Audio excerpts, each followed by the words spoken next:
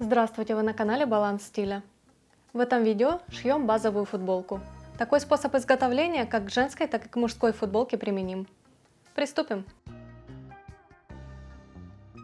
Что касается выкройки, обычная базовая футболка, особенно если это мужская оверсайз футболка, как раз тот случай, когда можно сильно не заморачиваться насчет выкройки. Как-то я получила запрос, хочу точно такую же футболку по форме, как у меня одна из самых любимых. На тот момент она уже потеряла свой презентабельный вид, поэтому я ее разрезала и перенесла детали на бумагу. Полочка и спинка футболки отличались только по горловине и совсем чуть-чуть по пройме. Так что мне вполне удобно использовать только одну деталь для спинки и полочки с некоторыми пометками. Эта футболка размера XL и плечевой срез буквально на сантиметра полтора свисает с плеча, поэтому пройма здесь совсем не глубокая. За счет этого момента убирается эффект торчащих рукавов, которые смотрятся не очень красиво. Но это дело вкуса. Каким образом я использую только одну деталь? По длине это у меня полочка. По спинке я добавляю 4 сантиметра. Вот такой изгиб. Я выкрою, вы увидите наглядно. И по поводу горловины. Это вырез горловины спинки, это вырез горловины полочки. Соответственно, чтобы выкроить спинку, мы обводим горловину здесь, а чтобы выкроить полочку, мы надсекаем горловину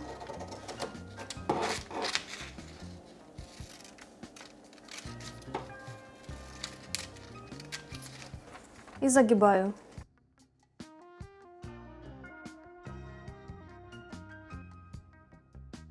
Тем самым получаю вырез горловины полочки. Что касается рукава. Рукав сужается к низу. И чтобы было удобно выкраивать, при вырезании выкройки мы добавляем необходимые 2 см припуска по низу, загибаем и вырезаем. И получаем идеально совпадающий припуск.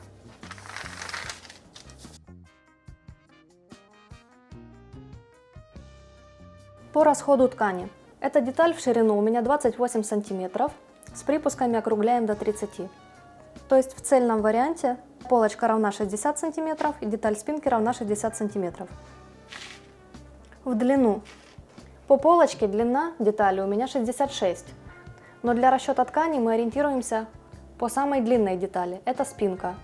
Это 66 плюс 4, плюс 2 сантиметра припуск по низу и плюс 0,7-1 сантиметр по верху. Если ширина ткани хотя бы 125 сантиметров, в данном случае моя ткань была в ширину 140, то расход ткани такой: 66 плюс 4 плюс 2 плюс 1 это 73.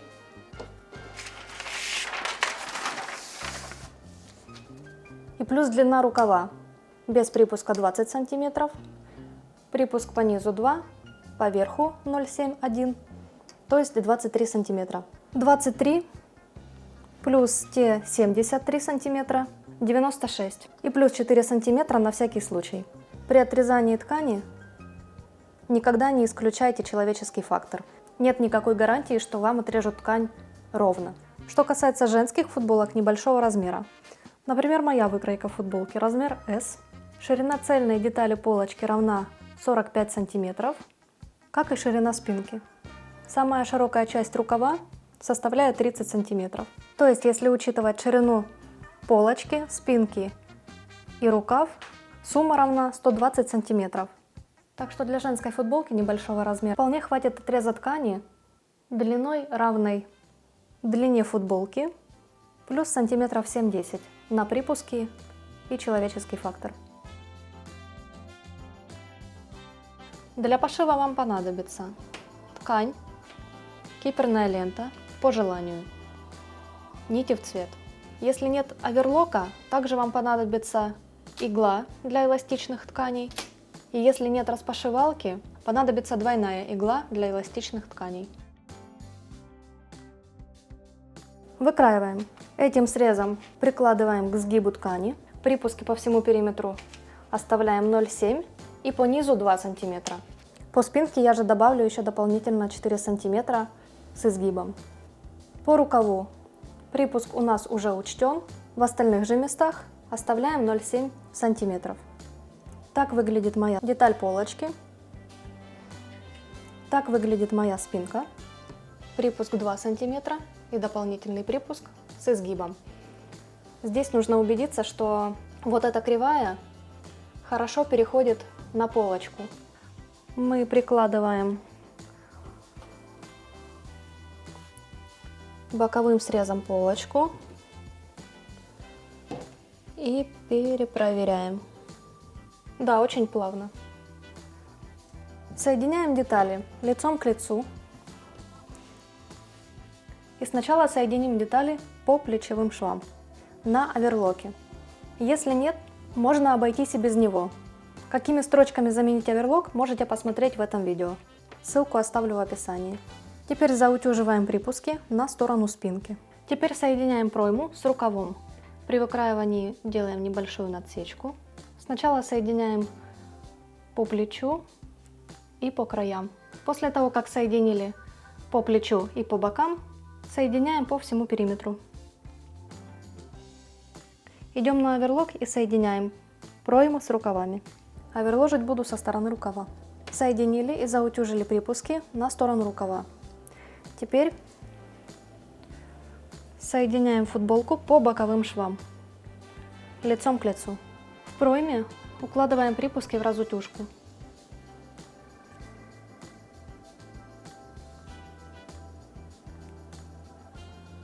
Во избежание лишней толщины. Скололи. Сейчас пойдем на оверлок. Оверложим четко по форме края. На рукаве повторяем изгиб припуска. Соединили по боковым швам.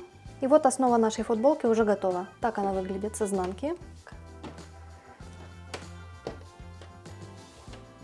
Итак, футболка выглядит с лица изделия.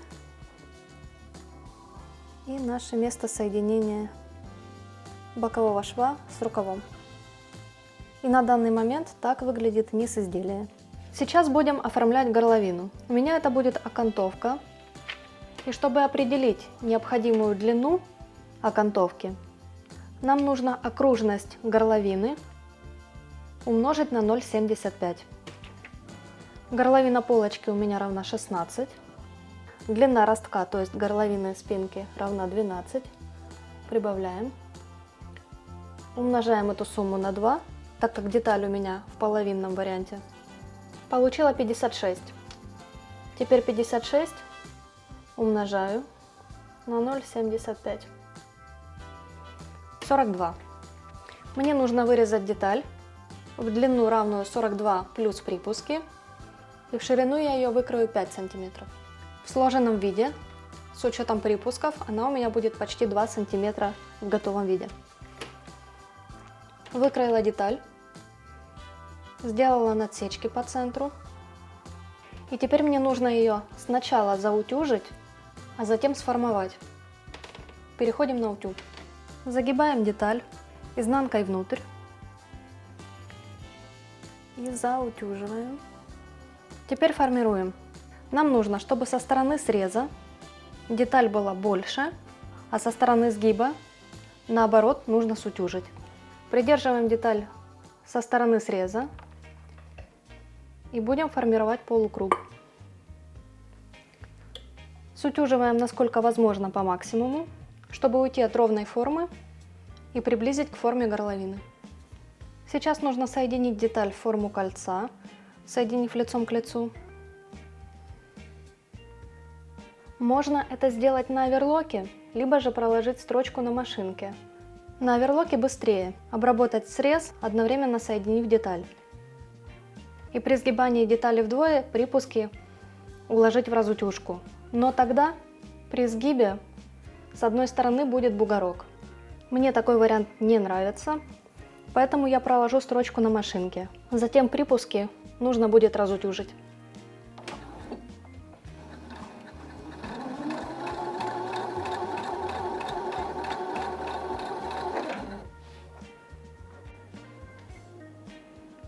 Проложила строчку, заутюжила припуски. Теперь складываем деталь вдвое.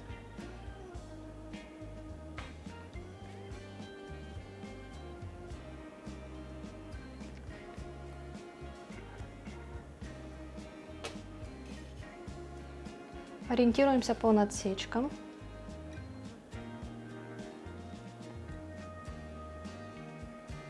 Теперь можно сделать пару дополнительных надсечек, чтобы хорошо совместить деталь с горловиной. Сделаю их четко по центру.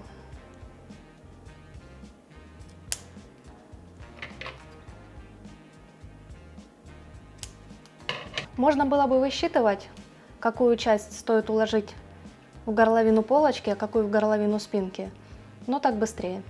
Сейчас делаю надсечки по центру полочки и спинки. Обычно я делаю это при раскрое, но в этот раз забыла.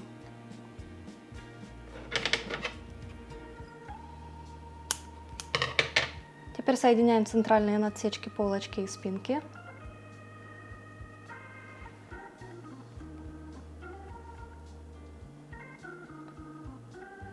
И делаем надсечки по бокам, которые будут равно удалены от центральных надсечек.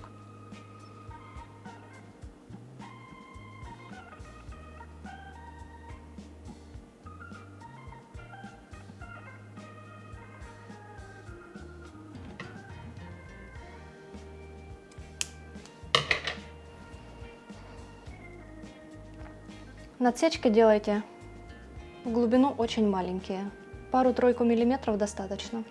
Теперь к лицевой стороне горловины со стороны спинки прикладываем нашу деталь стороной, где проходит шов.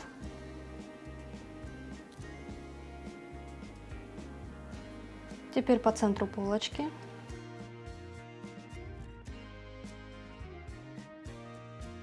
И соединяем по боковым надсечкам.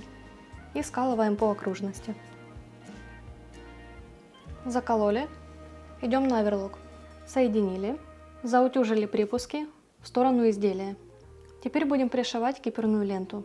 Она пришивается для того, чтобы, во-первых, скрыть оверлочную строчку и придать изделию более эстетичный вид. Для того, чтобы укрепить этот срез и не натирать кожу спины этим припуском. Но эта причина больше относится к детским футболкам. Киперная лента обычно пришивается не прямо до плечевого шва, а немного не доходя, чтобы избежать лишнюю толщину. Иногда киперная лента разворачивается на плечо и закрывается весь плечевой припуск. Я буду пришивать киперную ленту только на заднюю часть горловины. Для этого отворачиваем окантовку, и в руках у меня остается только припуск. Разворачиваю футболку спиной.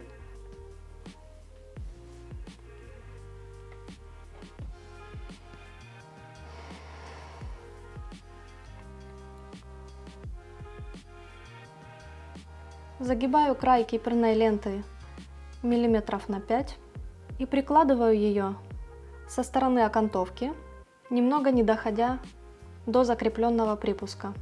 Киперная лента на пару миллиметров должна выступать за припуск. Прикалываем.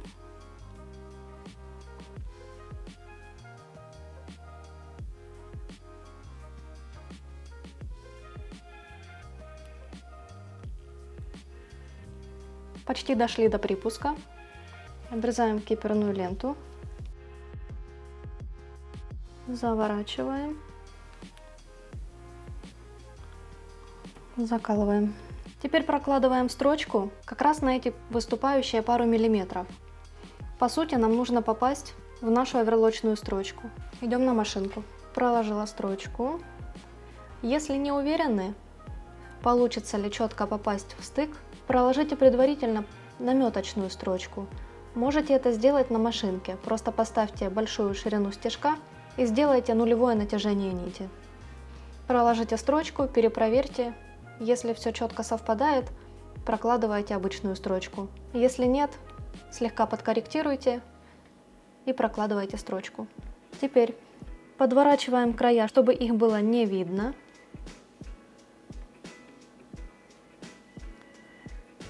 И закрепляем. Закрепляем киперную ленту булавками по всему периметру. Теперь прокладываем строчку также на пару миллиметров от этого края. Горловина готова. Киперная лента закрывает оверлочную строчку. Так выглядит с изнанки. И так выглядит с лица. Закрепляющая кипрную ленту строчка заканчивается, не доходя до плечевого шва. Это нормально. Не забывайте делать закрепки в начале и в конце строчки. Итак, нам осталось обработать края рукавов оверлоком, подвернуть на ширину припуска, у меня это 2 сантиметра. И так как распашивалки у меня нет, я использую двойную иглу и проложу отделочные строчки. Все то же самое делаю и с низом изделия. Идем на оверлок. Обработала края, заутюжила припуски. Там, где по спинке у меня был изгиб, при заутюживании припусков слегка сутюжила ткань. Загибаем припуск. Припуски, обработанные оверлоком, укладываем в разутюжку. Фиксируем. И так по всему периметру. По низу и по рукавам. Теперь устанавливаем двойную иглу для трикотажных тканей. Есть двойные иглы универсальные, но в случае с трикотажем и двойной иглой в коллаборации я бы не советовала экономить. Очень вероятны пропуски. Лучше поберечь нервы. Лапку я возьму с перегородкой по центру, чтобы ткань не кукожилась.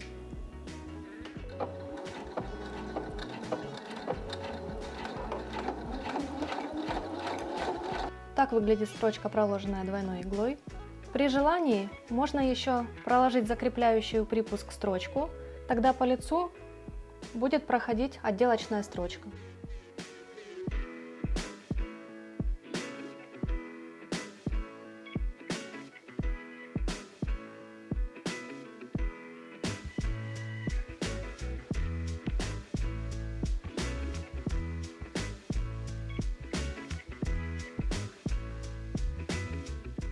Спасибо за просмотр, подписывайтесь, ставьте лайк, также буду рада вашей обратной связи. Шейте с удовольствием и будьте стильными!